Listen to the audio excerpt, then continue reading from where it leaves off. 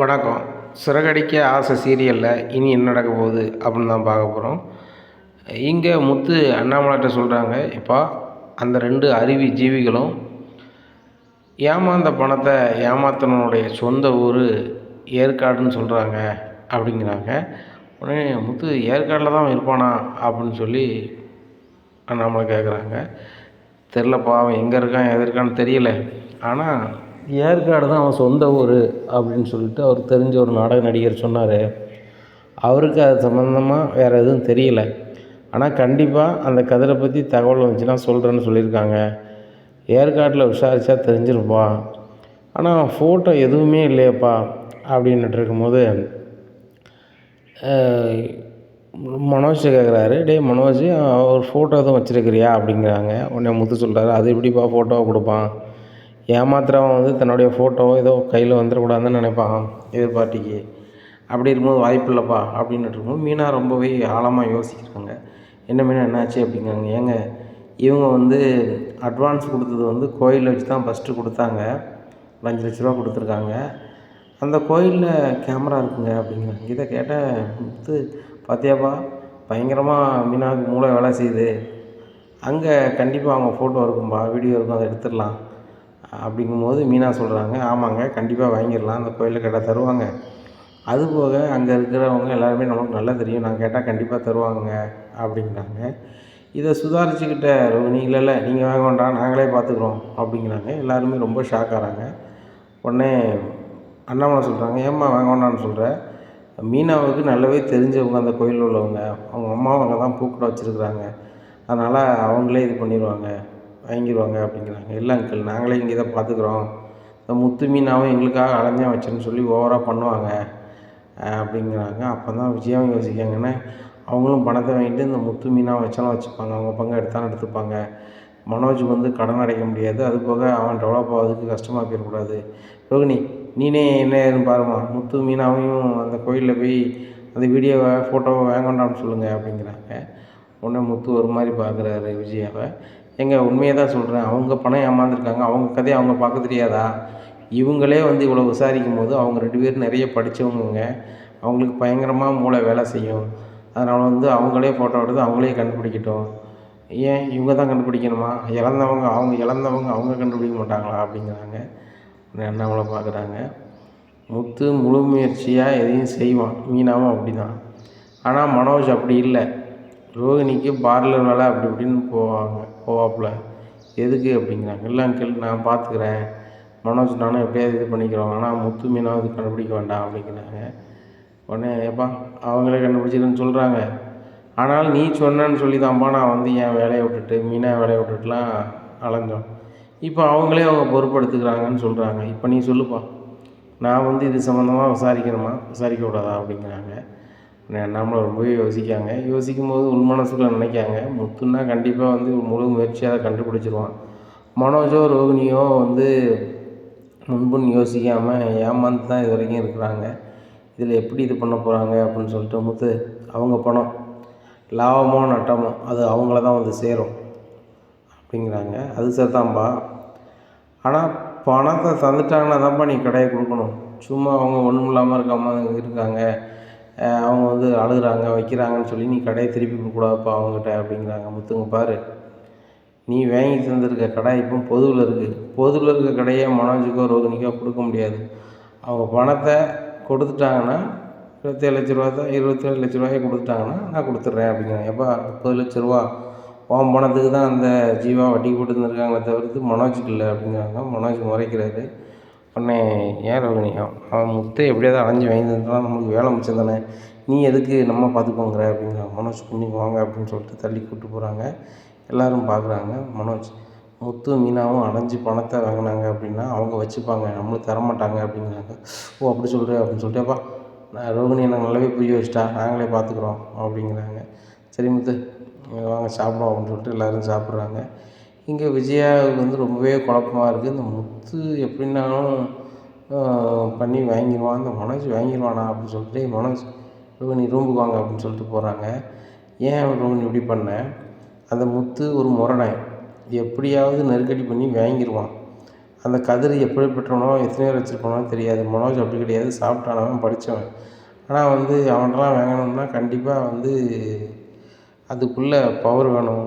முத்துட்டே பேசாமல் விட்டுருங்க அப்படிங்கிறாங்க. இல்லைம்மா, ரோகிணி சொன்னா, முத்து வந்து அந்த பணத்தை வாங்கினா நம்மளுக்கு தரமாட்டான், அவனே வச்சுக்குவான், மனோஜ் நம்மளே இதை ரெடி பண்ணி வாங்கிக்கலான்னு சொல்லிட்டாம்மா, நாங்களே வாங்கிக்கிறோம் அப்படிங்கிறாங்க. அப்படியாம்மா சொல்கிற, அதுவும் சரிதான். ஆனால் கவனமாக இருக்கணும்டா, அவன் வந்து யாரெல்லாம் ஏற்பாடு பண்ணி வச்சுருக்கானோ தெரியாது. அவங்ககிட்ட உன்னையே மாதிரி ஏகப்பட்ட பேர் ஏமாந்த பணம் இருக்கும். அப்படி பணம் நிறைய இருக்கும்போது அதுக்கேற்ற ஆட்கள் வச்சுருப்பான், கவனமாக இருக்கணும் அப்படிங்கிறாங்க. இல்லை ஆண்டி, எனக்கு தெரிஞ்சவங்க இருக்கிறாங்க, அவங்கள வச்சு ஈஸியாக நான் இது பண்ணிடுவேன் அப்படிங்கிறாங்க. கண்டிப்பாக நீ பெரிய பணக்கார வீட்டுக்குள்ளே உனக்கு தெரியாதா, சரி எப்படியோ ஏற்பாடு பண்ணுங்க அப்படின்னு சொல்லிட்டு கிளம்பி போகிறாங்க. 30 லட்சம் வந்த பிறகு தான் மனோஜ் வந்து ஓனர் ஆவான். அந்த காலத்தையும் பார்க்கணும்ல அப்படின்னு சொல்லி விஜயா நடனப்பள்ளி கிளம்பிக்கு போகிறாங்க.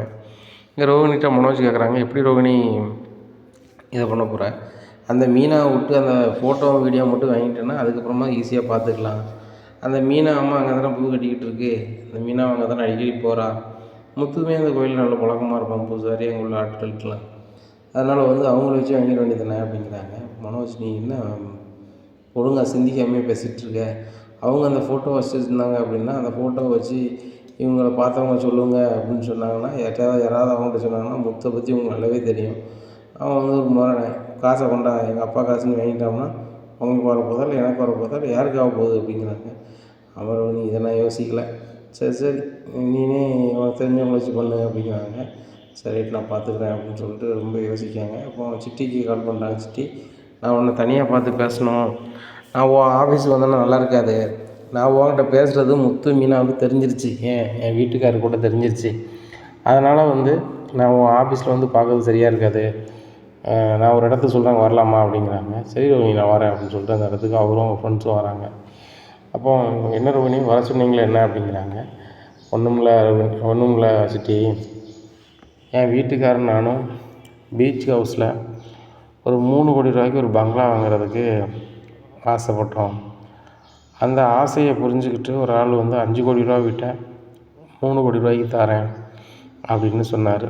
சரி சொன்னோன்னே சரி ரைட்டு அப்படின்னு சொல்லிவிட்டு நாங்கள் ஒரு 30 லட்ச ரூபா அட்வான்ஸ் போட்டோம் அப்படிங்கிறாங்க. என்ன ரோஹினி சொல்கிறீங்க, 30 லட்ச ரூபா நீங்கள் வந்து வச்சுருந்தீங்களா அப்படிங்கிறாங்க. எங்களுக்கு பிஸ்னஸில் கொஞ்சம் பணம் வந்துச்சு, அதுபோக எங்கள் சப்டியில் இருந்த டெபாசிட் அமௌண்ட்டும் அதை கொடுத்தோம். அதுக்கப்புறம் நாங்கள் பேங்க் லோன் அந்த மாதிரி ரெடி பண்ணி ஒரு 3 கோடி ரூபா ரெடி பண்ணி அதை கொடுத்துடலான்னு பார்த்தோம். அதுக்குள்ளே தான் அந்த வீட்டை எங்களுக்கு அட்வான்ஸுக்கு கொடுத்தவர், அட்வான்ஸ் நாங்கள் போட்ட நபர் வந்து அந்த வீட்டு ஓனரே கிடையாது, எங்களை ஏமாற்றிட்டாருன்னு இப்போ தான் தெரியுது. அதனால் இப்போ அந்த பணத்தை மீட்கணும், அந்த 30 லட்ச ரூபாயை மீட்டா எனக்கு எல்லா பிரச்சனையும் முடிஞ்சிடும் அப்படிங்கிறாங்க. அவங்க யாருன்னு தெரியுமா ரோஹினி அப்படிங்கிறாங்க. அவங்க ஃபோட்டோ வந்து ஒரு கோயில், நான் சொல்கிறேன் அந்த கோயிலில் இருக்க அந்த வீடியோ நீங்கள் எடுத்துக்கோங்க, அதை எடுத்தால் அவங்களுக்கு முகம் தெரிஞ்சிடும் அப்படிங்கிறாங்க. ரோஹினி, இதை செய்வதனால எனக்கு என்ன பிரயோஜனம் சொல்லு அப்படிங்கிறாங்க. உடனே வித்யா சொல்கிறாங்க, அவன் ஒரு வட்டி கொடுறவன், அவனுக்கு லாபம் இருந்தால் தானே செய்வான் அப்படிங்கிறாங்க. சிட்டி, இது இந்த பணத்தை மட்டும் நான் வாங்கித்தாங்க, உங்களுக்கு என்ன உண்டோ நான் தந்துடுறேன் அப்படிங்கிறாங்க. அப்படியே ரோஹினி, ஆளை கூட்டிகிட்டு வந்துட்டோம், பணத்தை வாங்கிட்டேன்னு நினச்சிக்கோங்க, வேலை முடிஞ்சது.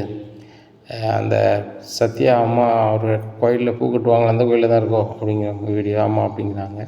நான் பார்த்துக்கிறேன் ரோஹினி, பணம் உங்களுக்கு வந்துடும் அப்படிங்கிறாங்க. சரி ரைட்டு அப்படின்னு சொல்லி சிரிச்சிட்டே போகிறாங்க. வாடி அப்படின்னு சொல்லி கிளம்பி போகலாம். என்னடி திருடன் கையிலே சாவியை கொடுத்துட்டு உன் பாட்டில் போகிற அப்படிங்கிறாங்க. ஏய், ஒரு திருடனுக்கு தாண்டி இன்னொரு திருடனை பற்றி தெரியும், இவன் அழகாக நினச்சிப்பான், அவனை கண்டுபிடிச்சிருவான், இவனுக்கு ஈஸியாக கண்டுபிடிச்சிடலான்னு இவனே சொல்லிட்டான், அவங்க அங்கங்கே ஆள் இருக்குது. அதுபோக இங்கே உள்ள வீடியோவை ஹரியானாவிலேருந்து போட்டு விட்றான்னா அவனுக்கு எவ்வளோ தொடர்பு வச்சுருப்பான், அதனால் ஒன்றும் பிரச்சனை இல்லை. இந்த முத்து மீனா மாதிரி தெருவா அலைஞ்சதுக்கு வேலை பார்க்க மாட்டான், அவன் எல்லா ஸ்டேட்லேயும் ஆள் வச்சுருப்பான் அப்படிங்கிறாங்க. சரி ரைட்டு அப்படின்னு சொல்லிட்டு கிளம்பி போகிறாங்க. இங்கே வித்தியாவுக்கு போடுது, அவன் பணத்தை வாங்கிட்டு இவன்கிட்ட தரமாட்டேன்னு சொன்னால் ரோஹினியால் என்ன செய்ய முடியும். ரோஹினி ஏற்கனவே அவங்ககிட்ட வந்து ஒரு லாக்கில் இருக்கான். அப்படி இருக்கும் எப்படி சிட்டிக்கிட்டே எனக்கு கேட்க முடியும் அப்படின்னு நினைக்காங்க. ஆனாலும் நம்ம எதுவும் சொல்ல வேண்டாம், நம்ம சொன்னாலவா கேட்க மாட்டான், அவள் விருப்பப்படி தான் செய்வான்னு நினச்சிக்கிட்டு இருக்காங்க. இங்கே சிட்டி வந்து கோயிலுக்கு போகிறாங்க. போனோடனே சிட்டியை பார்த்தோன்னே இவங்க சத்யா அம்மா ஒரு மாதிரி ஆகிறாங்க. ஒரு மாதிரி ஆனோடனே, என்னம்மா நல்லா இருக்கீங்களா, சத்யா எப்படி இருக்கான் அப்படிங்கிறாங்க. தம்பி போயிருங்க, உங்கள்கிட்ட நான் எதுவும் பேச விரும்பலை. இப்போ தான் அவன் நல்லா இருக்கான் அப்படிங்கிறாங்க. எங்கேம்மா நல்லா இருக்கான்? வீட்டில் சும்மா தானே இருக்கான். என்கிட்ட வந்தால் மாதம் 25,000 மேலே நான் சம்பளம் கொடுத்துருப்பேன். ஒரு ஆஃபீஸில் வந்து வேலை பார்க்குற மாதிரி இருந்திருக்கும் அப்படிங்கிறாங்க. கந்து வெட்டிக்காரன்ட்டுலாம் வேலை பார்க்கணுன்னு அவசியம் இல்லை தம்பி, நீங்கள் கிளம்புங்க அப்படின்ட்டு இருக்கும்போது சீதா வந்துடுறாங்க. ஏம்மா இவன்கிட்டலாம் ஏன் பேசிகிட்டு இருக்க அப்படிங்கிறாங்க. என்னம்மா எப்படி பேசுகிற, நீ நம்ம தங்கச்சி மாதிரி இப்படி பேசாதம்மா அப்படிங்கிறாங்க. என்னையெல்லாம் தங்கச்சின்னு கூப்பிடாத, என்னை தங்கச்சின்னு கூப்பிட்றதுக்கு எங்கள் அக்கா இருக்கிறாங்க அப்படிங்கிறாங்க. எனக்கும் அக்கா தான், உன் மச்சான் எனக்கும் மாமா தான் அப்படிங்கிறாங்க. மாமாங்கிறவர் தான் வந்து செய்யாத தப்போ வந்து வீடியோ ஊர் புறம் ஓட வச்சியா, இல்லை என் தம்பி வந்து செஞ்சதை வந்து ஊர் பூரா படம் போட்டு காமிச்சியா அப்படிங்கிறாங்க. உன் தம்பி வீடியோவை நான் தான் அனுப்புனேன், எப்படி தெரியும் அப்படிங்கிறாங்க. அது எல்லாமே தெரியும், எங்ககிட்ட ஆதாரம் இருக்குது அப்படிங்கிறாங்க. சரி சரி உங்கள்கிட்ட பேசி பிரயோஜனம் இல்லை அப்படின்னு சொல்லி கோயிலுக்குள்ளே போகிறாங்க சிட்டியும் சிட்டி ஃப்ரெண்ட்ஸும். அப்போ மீனா அம்மா சொல்கிறாங்க, இவன் எங்கடி கோயிலுக்குள்ளே போகிறான் அப்படிங்கிறாங்க. தெரிஞ்சிட்டானா என்னம்மா விடுமா அப்படிங்கிறாங்க. நேராக போய் சாமி கும்பிட்றாங்க. பூசாரியை பார்த்து உங்களை தனியாக பேசணும் அப்படிங்கிறாங்க. இல்லைங்க, நான் பூஜை முடிச்ச பிறகு தான் வர முடியும், என்ன விஷயம் சொல்லுங்கள் அப்படிங்கிறாங்க. இல்லை சாமி உங்கள்கிட்ட தனியாக பேசணும் அப்படிங்கிறாங்க. தனியாக வராங்க. சாமி இங்கே ஒரு கேமரா பதிவு நாங்கள் பார்க்கணும் அப்படிங்கிறாங்க. அப்பா அதெல்லாம் ஆஃபீஸில் போய் தான் கேட்கணும், நான் இந்த இடத்துல ஒரு வேலை பார்க்குறேன் அவ்வளோதான், நீங்கள் ஆஃபீஸில் போய் கேளுங்க அப்படிங்கிறாங்க. சரி சாமி அப்படின்னு போகிறாங்க. ஆஃபீஸில் போய் சார் இங்கே ஒரு கேமரா பதிவை பார்க்கணும் அப்படிங்கிறாங்க. என்ன விஷயம் ஏதுன்னு சொல்லுங்கள், நாங்கள் எல்லாருக்கும் கொடுக்க முடியாது, ஒன்று போலீஸ் வந்து சொல்லணும், அதிகாரி சொல்லணும், நாங்கள் கொடுக்கணும், இல்லையா அதுக்குள்ளே ஆட்கள் வந்து சொன்னாலும் தர முடியும், சும்மா தர முடியாதுல்ல தம்பி, அது என்ன வரும் எது வரும்னு சொன்னாலும் தர முடியும் அப்படிங்கிறாங்க. எங்களுக்கு வேண்டியவங்ககிட்ட வந்து 5 லட்ச ரூபாய், 30 லட்ச ரூபாய் ஒரு ஆள் ஏமாற்றிருக்காங்க. இங்கே 5 லட்ச ரூபாய்க்கு அட்வான்ஸ் கொடுத்ததுக்கு ஒரு வீடியோ ஒன்று இருக்குது. அந்த வீடியோவை பார்த்தா ஏமாத்துகிற ஆள் வந்து ஃபோட்டோ தெரிய வரும், அதை வச்சுட்டு அந்த பணத்தை வாங்குவதற்கு வசதியாக இருக்கும் அப்படின்னு சொல்கிறாங்க. இதை கேட்டால் அவங்க சொல்கிறாங்க, தம்பி உங்கள்கிட்ட தர முடியாது, நீங்கள் போய்ட்டு வாங்க அப்படிங்கிறாங்க. உடனே சிட்டி சொல்கிறாரு, என்னை யாருன்னு உங்களுக்கு தெரியலன்னு நினைக்கிறேன், அதான் நீங்கள் இவ்வளோ சாஃப்டாக பேசுகிறீங்க, நீ யாருன்னு தெரிஞ்சால் உடனே தந்து அனுப்பியிருப்பீங்க அப்படிங்கிறாங்க. சாருங்க பாருங்கள், நீங்கள் யாராக கூட வந்துட்டுருக்கோங்க, தர முடியாது, நீங்கள் போய்ட்டு வாங்க அப்படின்னு சொல்லி கிளம்பி போயிடுறாங்க. இந்த சூழ்நிலையில் சிட்டிக்கு ரொம்ப கடுப்பாகுது. தரமாட்டுறாங்களே, என்ன பண்ணுறது, எப்படி வாங்குறது அப்படின்னு சொல்லி யோசிக்காங்க. அப்போ யோசிக்கும் போது சிட்டிக்கு தெரிஞ்ச ஒரு ஆஃபீஸர் இருக்கார், அவர் கால் பண்ணுறாங்க. அவர் நேராக ஆஃபீஸுக்கு கால் பண்ணுறாரு. அவர் உங்களுக்கு வேண்டிய ஆள், அவர் தர்றதை வாங்கிக்கிட்டு அந்த வீடியோ கொடுங்க அப்படிங்கிறாங்க. உடனே வர சொல்லுங்க சார் அப்படிங்கிறாங்க. சிட்டி வராரு. வந்தோடனே சிட்டி ஒரு 10,000 கொடுக்காரு. உடனே அந்த பதிவுகளை கொடுத்தாங்க. வேணும்னே சிரிக்கிறாங்க, இது முதல்ல செஞ்சுருக்க வேண்டியதுதானே அப்படிங்கிறாங்க. சார் நீங்கள் அவருக்கு தெரிஞ்ச ஆளுங்க தெரியாது அப்படிங்கிறாங்க. எனக்கு எல்லா பக்கத்துலேயும் ஆள் இருக்குது, என் லெவல் வேறு அப்படி இப்படின்னு சொல்லிட்டு வாங்கிட்டு கிளம்பி போகிறாரு. அப்போது மீனா வந்து வராங்க கோயிலுக்கு, வந்துட்டு ஆஃபீஸில் பேசுகிறாங்க. இந்த மாதிரி இந்த தேதியில் எங்கள் சொந்தக்காரங்க பணத்தை கொடுத்து ஏமாந்துட்டாங்க, என் வீட்டுக்காரோட அண்ணன் ஒய்ஃபும், அந்த வீடியோ வேணும் அப்படிங்கிறாங்க. என்னம்மா சொல்கிற, இப்போ தான் ஒரு ஆள் வாங்கிட்டு போகிறாரு அப்படிங்கிறாங்க. இப்போ தான் வாங்கிட்டு போகிறாரு அப்படிங்கிறாங்க. ஆமாம் இப்போ தான் வாங்கிட்டு போகிறாரு, அவர் பேரை கூட கேட்கலையே, அவர் தலைமுடி நிறைய வச்சுருந்தாரு, தாடி வச்சுருந்தாங்க அப்படிங்கிறாங்க. அப்படியா அப்படின்னு சொல்லிட்டு வெளியே வந்து நிற்கிறாங்க. என்ன மீனா எப்போ வந்த அப்படிங்கிறாங்க. அம்மா கடையில் ஒன்று பார்த்தேன், காணலை, கடை மட்டும் இருந்துச்சு, நான் உள்ளே போய் ஒரு வீடியோ வேணும்னு கேட்டேன் கோயிலில் அப்படிங்கிறாங்க. என்ன வீடியோ டி அப்படிங்கிறாங்க. ரோகிணியும் எங்கள் மனோஜும் வந்து ஏமாந்த வீடியோ, அவரை கண்டுபிடிக்கிறதுக்கு உதவியாக இருக்குன்னு வாங்கலான்னு பார்த்தேன், அதுக்குள்ளே யாரோ வாங்கிட்டு போயிட்டாங்களா அப்படிங்கிறாங்க. யார்கிட்ட வாங்கியிருக்கா அப்படிங்கிறாங்க. தெரிலம்மா, யாரோ தாடியும் முடி நிறைய வச்சுருந்தாங்களாம் அப்படிங்கிறாங்க. அந்த சிட்டி தாண்டி போனால் கோயிலுக்குள்ளே அப்படிங்கிறாங்க. என்னம்மா சொல்கிற, சிட்டி வந்து வாங்கிட்டு போனானா அப்படிங்கிறாங்க. ஆமாம் சிட்டி தான் வாங்கிட்டு போயிருப்பான்னு நினைக்கிறேன், அவன் எதுக்கிட்ட இந்த வீடியோலாம் வாங்குறான் அப்படிங்கிறாங்க. அப்போ தான் மீனாவுக்கு யோசனை வருது, இதை ரோகிணி தான் கண்டிப்பாக சொல்லியிருப்பாங்க, சிட்டி மூலமாக எதை வந்து மூவ் பண்ணுவாங்கன்னு நினைக்காங்களா, சிட்டியே ஒன்றா நம்பர் ரவுடி, அவன் எப்படி இது பண்ண போகிறான் அப்படின்னு சொல்லிட்டு முத்துக்கு கால் பண்ணுறாங்க. ஏங்க இந்த ரோகிணி ஏங்க இப்படி பண்ணுறாங்க அப்படின்னு சொல்லிட்டு கேட்குறாங்க. எனக்கு என்ன மீனா தெரியும், ரோகிணி என்ன பண்ணுதா அப்படின்னு கேட்குறாங்க. நம்மளை வந்து அந்த கோயிலில் வந்து அந்த வீடியோ வாங்க வேண்டான்னு சொன்னாங்கள்ல அப்படிங்கிறாங்க. ஆமாம், அந்த வீடியோவை சிட்டி அனுப்பி கோயிலில் வாங்கியிருக்காங்க அப்படிங்கிறாங்க.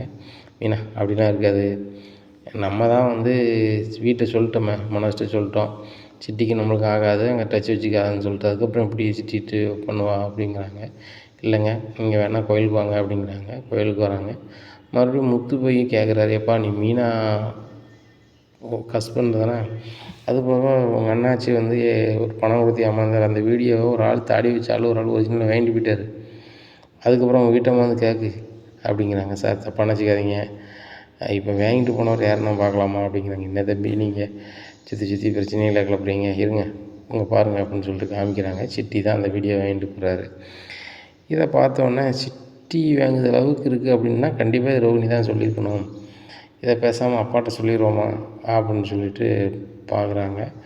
அப்போ சரி சொல்லிடுவோம் அப்படின்னு சொல்லிட்டு அண்ணாமலை கால் பண்ணி சொல்லுவாங்கப்பா, எங்களை வந்து அந்த கோயிலில் பதிவு வாங்க வேண்டான்னு அந்த ரோகிணி சொல்லிச்சு, நானே பார்த்துக்கிட்டேன் அப்படின்னு சொல்லிட்டு. இப்போ அந்த செட்டியை பற்றி எல்லாமே தெரிஞ்சுக்கிட்டு செட்டியை வச்சு விசாரிக்க சொல்லியிருப்பா அந்த பொண்ணு. அங்கே உள்ள பதிவுகளையும் வாங்கியிருக்குப்பா அப்படிங்கிறாங்க. இதை கேட்டால் அண்ணாமலை ரொம்பவே ஷாக்காகிறாங்க. டேய் முத்து, அந்த சிட்டியை பற்றி இந்த பொண்ணுக்கு நல்லாவே தெரியும், உனக்கும் அவங்களுக்கும் ஆகாதுன்னு தெரிஞ்சும் அந்த பொண்ணு இப்படி பண்ணுது.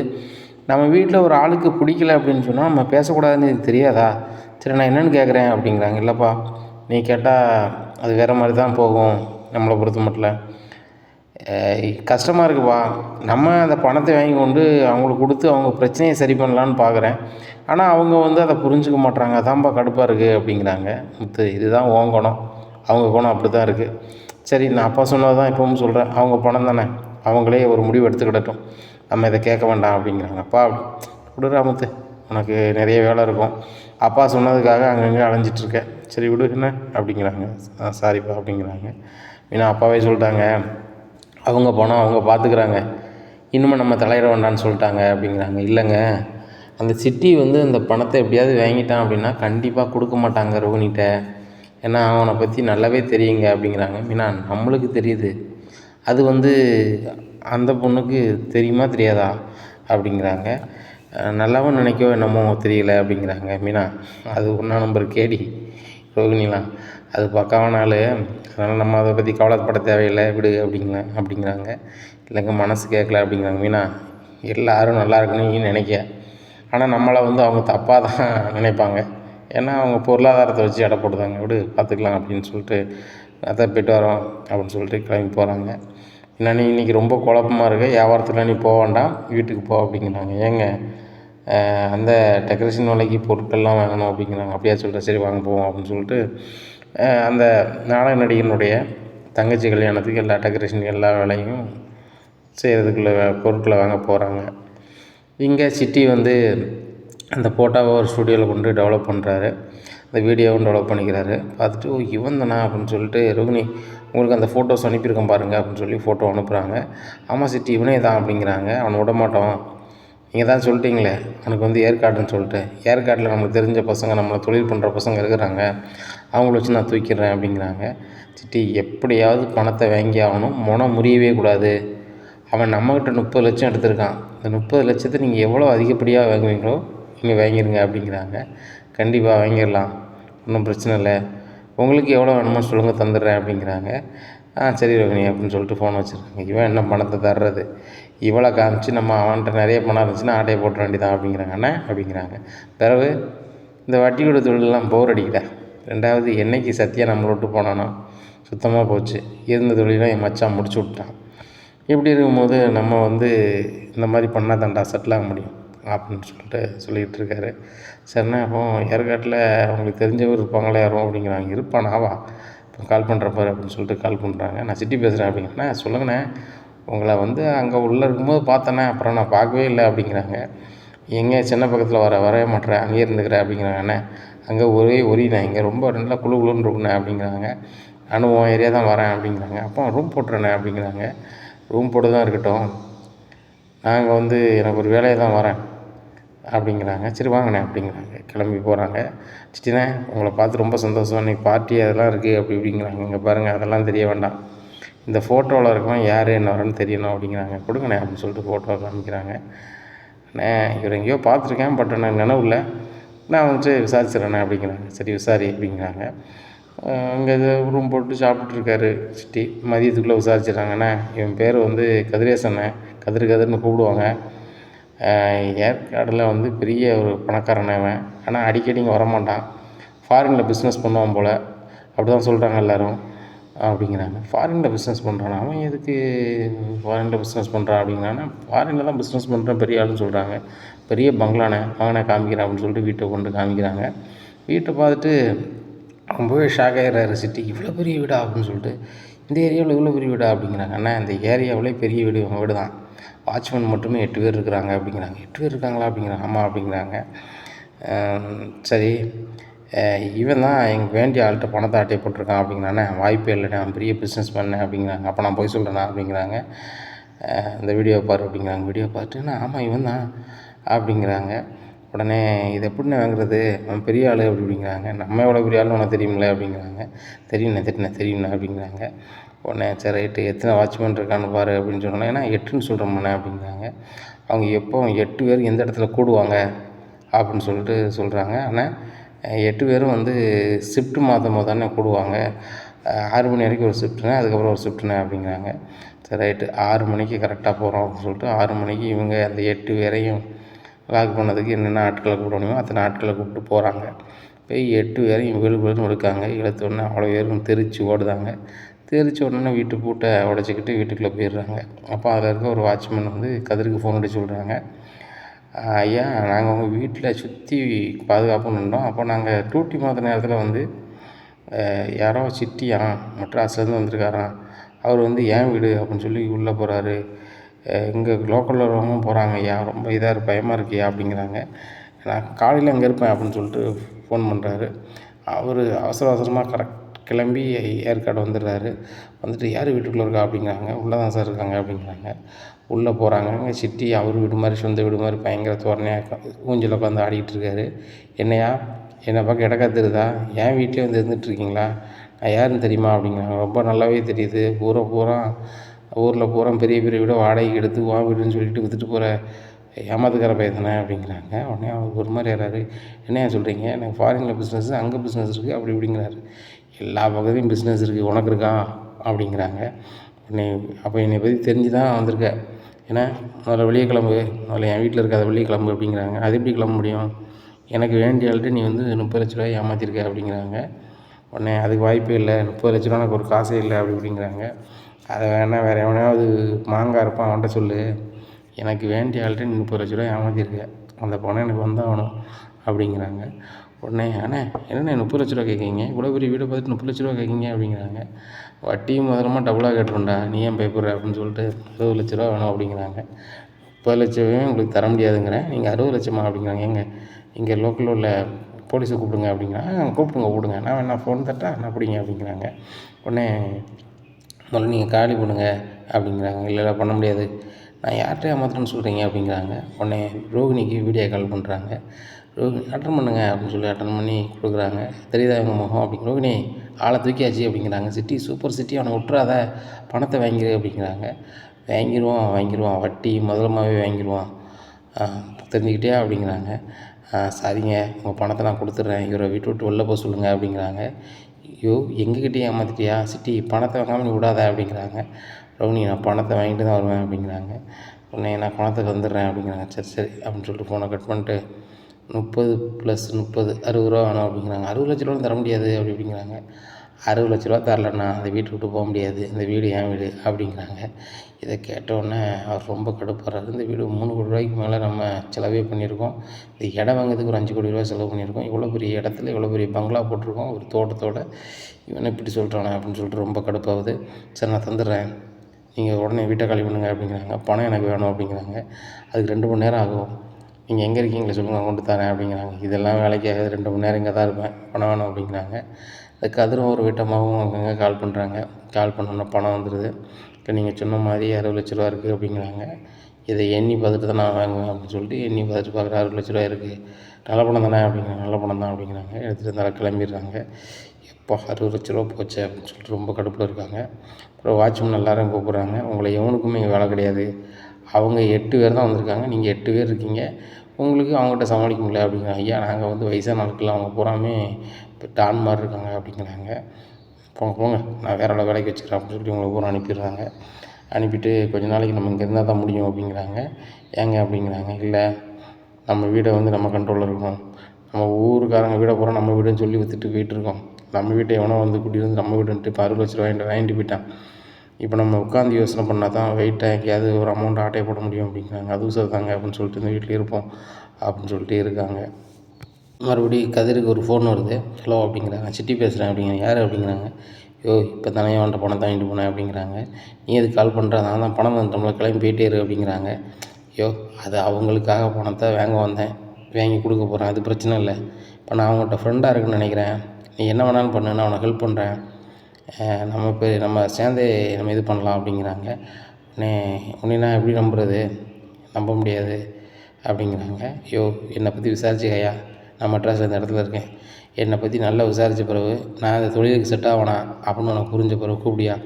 என் நல்லா பண்ணுற தொழில் உன் வீடுன்னு சொல்லி பயங்கரமாக டாக்குமெண்ட்லாம் உருவாக்குறேன், எனக்கு அதெல்லாம் தெரியாதியா, நான் அந்தளவுக்கு படிக்கலை, நீ வந்து என்னை வச்சுக்கோயா, உனக்கு இந்த மாதிரி ஏதாவது ஒன்று நான் பார்த்துக்கிறேன் அப்படிங்கிறாங்க. நீனும் தேவை தான், சரி இப்போதைக்கு நான் வந்து ஒரு மாதத்துக்கு நான் வந்து என் வீட்டில் இருக்க போகிறேன், ஃப்ரீயாக இருக்குன்னு நினைக்கிறேன், அதனால் நீ வந்து என்ன செய், எனக்கு ஒரு மாதம் கழித்து கால் பண்ணு, நான் அதுக்கப்புறம் உன்ட்ட பேசுகிறேன் அப்படிங்கிறாங்க. சரி ரைட்டு அப்படின்னு சொல்லிட்டு அவர் நேராக சென்னை கிளம்ப ஆரம்பிச்சிடுறாரு. சென்னைக்கு வந்தது தெரிஞ்சிருது. சிட்டி வந்துட்டான்டி, நான் கிராஸ் பண்ணி வரையில் சிட்டியை பார்த்தேன் அப்படிங்கிறான். சிட்டி வந்துட்டானா, எனக்கு ஒரு வார்த்தை சொல்லலையே அப்படின்னு சொல்லிட்டு ரோகிணி ரொம்ப அவசர அவசரமாக ஒரு ஆட்டோ பிடிச்சி போகிறாங்க சிட்டி ஆஃபீஸுக்கு. என்ன ரோகிணி எப்படி இருக்கீங்க அப்படிங்கிறாங்க. நல்லா இருக்கேன், அதெல்லாம் இருக்கட்டும், ஏன் வந்தது என்கிட்ட சொல்லலை, அவன் பணம் அவங்ககிட்ட தந்துட்டேன்னு சொன்னான் விடிய காலையிலே, பணத்தங்க அப்படிங்கிறாங்க. பணத்தெல்லாம் வாங்கியாச்சு அப்படிங்கிறாங்க. பணத்தை வாங்கியாச்சா, அப்போ தர வேண்டி தானே அப்படிங்கிறாங்க. ரோகிணி சொன்னது மறந்துட்டியா அப்படிங்கிறாங்க. என்ன சொன்னேன்? வாங்கின பிறகு நீங்கள் கேட்குற காசு தரேன்னு சொன்னீங்களா அப்படிங்கிறாங்க. ஆமாம் சிட்டி, வாங்கின காசு தரேன்னு சொன்னேன், நீங்கள் கேட்குற காசு தரேன்னு சொன்னேன், அதான் நான் எல்லா காசும் எடுத்துக்கிட்டேன் அப்படிங்கிறாங்க. என்ன சிட்டி சொல்கிறீங்க, நீங்கள் 30 லட்சம் தான் எடுத்துக்கிட்டீங்களா அப்படிங்கிறாங்க. ரோகிணி 30 லட்சம் இல்லை, 60 லட்சம் எடுத்துக்கிட்டேன் அப்படிங்கிறாங்க. இங்கே பாருங்கள் சிட்டி, என்னை வச்சு தான் உங்களுக்கு 60 லட்சம் கிடச்சிருக்கு, 30 லட்சத்தை நீங்கள் வச்சுக்கோங்க, 30 லட்சத்தை கொடுங்க அப்படிங்கிறாங்க. ஓ நீங்கள் சொல்லதை கேட்குறது நான் சின்ன பாப்பாவா, சின்ன பாப்பாவான்னு கேட்குறேன் அப்படிங்கிறாங்க. இல்லை சிட்டி, பணத்தை கொடுத்துருங்க, அது சரி வராது, உங்களுக்கு எனக்கு சரி வராது, முத்து மீனா எவ்வளவோ சொன்னாங்க, அதை கேட்கல அப்படிங்கிறாங்க. இப்போ அவங்க சொல்லதை கேளுங்க, உங்களை வச்சு எனக்கு 60 லட்ச ரூபா லாபம், அது போக அவனும் என் ஃப்ரெண்ட் ஆகிட்டான், இனிமேல் எதனாலும் நான் பார்த்துக்குவேன் அவனுக்கு எதுனா அப்படிங்கிறாங்க. சிட்டி விளாண்டுட்டு இருக்காதிங்க, எனக்கு கோவம் வந்துச்சுன்னா அப்படி பேசணும்னு தெரியாது, அது போக முத்துக்கு தெரிஞ்சுட்டா அவ்வளோதான் அப்படிங்கிறாங்க. தங்கமாக போச்சுமா, முத்துக்கிட்ட போய் சொல்லு, அப்படியே சொல்லுமா, முத்துக்கும் எனக்கும் தீர்க்கப்படாத கணக்கு இருக்குது, அதையும் முடிச்ச மாதிரி ஆயிரும், போய் சொல்லுமா, சூப்பர்மா அப்படிங்கிறாங்க. உடனே சிட்டி, என்ன சிட்டி நான் சொல்ல மாட்டேன் நினச்சிட்ருக்கியா அப்படிங்கிறாங்க. ஆமாம் நீ சொல்லு, நான் அதுக்கு முன்னாடி முத்துட்டு சொல்லிடுறேன். ஏம்மா எப்பா இவன் எந்த மாதிரி ஆள், தினேஷ்னு ஒரு ஆளை கூப்பிட்டு வந்து என்னெல்லாம் பண்ணான், ஏது பண்ணான், இவன் எங்கே இருக்கான், ஏது இருக்கான், தினேஷ் என்னெல்லாம் என்கிட்ட சொன்னான் அப்படிங்கிறத சொல்லிடுறேன், முடிஞ்சு போச்சா அப்படிங்கிறாங்க. ஏன் சிட்டி இப்படி பண்ணுறீங்க அப்படிங்கிறாங்க. அவ்வளோதான் சரியா, முடிஞ்சு போச்சு அப்படின்னு சொல்லிட்டு சொல்கிறாங்க. உடனே எங்கள் ரோகிணிக்கு என்ன சொல்லனே தெரியல, எல்லா பணத்தையும் ஏமாற்றிட்டானா, இப்போ என்ன பண்ணுறது அப்படின்னு சொல்லிட்டு ரொம்ப சோகமாக வெளில வராங்க. எங்கள் அப்பாட்ட பணத்தை வாங்கிட்டு வா, எங்கள் அப்பாட்ட பணத்தை வாங்கிட்டு வான்னு வேறு அந்த ஆண்டி சொல்கிறாங்களே, நான் என்ன பண்ணுறதுன்னு வெளியே நின்று வித்யாவுக்கு ஃபோன் அடிக்கிறாங்க. வித்யா இப்படி எல்லா பணத்தையும் வாங்கிட்டு சிட்டி தரமாட்டேன்னு சொல்கிறான் அப்படிங்கிறாங்க. நான் அவன்கிட்ட பலமுறை சொன்னேன், நீ கேட்கலடி, தவறான சவகாசம் பல நாசம்பாங்க, பாரு நாசமாயிடுச்சா, உன் பணம் எல்லாம் போயிடுச்சா, இனிமேல் நீ என்னடி பண்ண போகிற, உங்கள் மாமியார்கிட்ட மறுபடியும் வந்து பூசை வாங்க போகிறியா, இல்லை முத்துட்டு நடந்ததை சொல்ல போறியா அப்படிங்கிறாங்க. அதை எப்படி சொல்ல முடியும், சொன்னால் சிட்டி கடந்த கால வாழ்க்கையெல்லாம் சொல்லுவேன், தினேஷ் என்கிட்ட எல்லாத்தையுமே சொல்லிட்டான், தினேஷ் எங்கே இருக்கான்னு எனக்கு மட்டும்தான் தெரியும், அவனை என்னால் இப்போ கூப்பிட்டு வந்து நிறுத்த முடியுங்கிறான், எனக்கு என்ன பண்ணனே ஒன்றும் புரியல அப்படிங்கிறாங்க. அதை தான் சொன்னேன், அந்த முத்து மீனாகிட்டே விடு, அவங்களே இதை கண்டுபிடிச்சி வாங்கி தரட்டும், உங்கள் கடன் பிரச்சனை முடியும் அப்படின்னு சொன்னால் கேட்கல. இப்போது உன் புருஷன் சப்டீலர்கிட்ட பூரா வாங்கின பணத்தை திருப்பி கொடுக்கணும், அதுபோக உங்கள் கடையை திருப்பி வாங்கினாலும் அந்த பணம் வேணும், இதில் என்ன பிரச்சனை புதுசாகுதுன்னா அந்த பணத்தை நீ வாங்கிட்ட, இப்போ அந்த கதிர்கிட்டே கேட்டால் நான் பணத்தை கொடுத்துட்டேம்மா, இப்போ நீ என்ன பண்ண போகிற, உனக்கு மேலும் சங்கடம் தானே வரும் அப்படிங்கிறாங்க. எனக்கு என்ன செய்யனே தெரியலடி அப்படிங்கிறாங்க.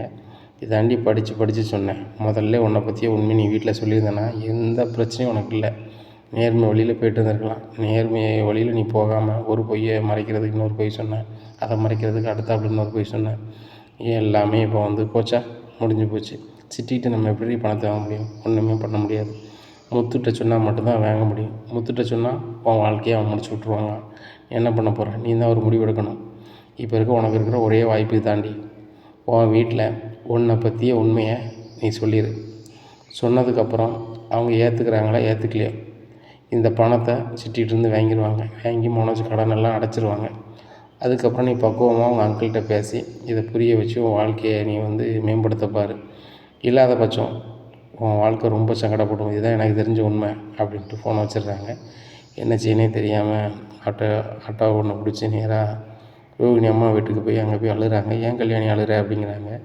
இல்லைம்மா, என் வாழ்க்கையை காப்பாற்றுறதுக்கு ஏதாவது பண்ணதுக்கு நானும் என்னெல்லாமோ பண்ணுறேன், எதுவுமே நடக்க மாட்டேங்குமா அப்படிங்கிறாங்க. நீ சொல்லுறது ஒன்றுமே புரியலடி, சொல்லுடி, நீ சொன்னால் தானடி எனக்கு புரியும் அப்படிங்கிறாங்க. உடனே நடந்ததை சொல்கிறாங்க. இதை கேட்ட அவங்க அம்மா ரொம்ப ஷாக்காகிறாங்க. என்ன கல்யாணி சொல்கிற, இப்படி ஏன் செஞ்ச அப்படிங்கிறாங்க. என்னம்மா செய்கிறது, இந்த பணம் முத்துக்கிட்டையும் மீனாக்கிட்டையும் போச்சுன்னா எங்ககிட்ட வராதேங்கிறதுக்காக இப்படி பண்ணேன், அந்த ரவுடி வச்சு இப்படி பண்ணேன், கடைசியில் இப்படி ஆயிடுச்சு அப்படிங்கிறாங்க. அவங்க அம்மா ஒரு மாதிரி நிற்கிறாங்க. இனி என்ன நடக்கும் அப்படிங்கிறத பொறுத்து வந்து பார்க்கலாம். நன்றி, வணக்கம்.